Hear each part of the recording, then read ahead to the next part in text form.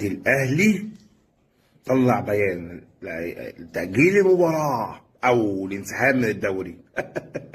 امال مين اللي في المحاضرة دلوقتي؟ ها؟ مين اللي في المحاضرة؟ مش المحاضرة 5:15 ولا محاضرة بعد الفطار؟ الله، ما اللعيبة ما مشيتش المعسكر ليه؟ ما كل شوية كولر بيطلب 2 لعيبة او لعيب لوحده في الأوضة ليه؟ يا ابن الذين يا أسقس، عرفت منين؟ عرفت منين؟ البللم. ولا في انسحاب ولا في تأجيل، وهيلعب الماتش وهيروح الماتش، وكل اللي عمله ده خلى شكل النادي الاهلي اللي هو المفروض افضل الانديه في افريقيا وجماهيره الكبيره العظيمه خلاهم قد كده، وهيلعب الماتش.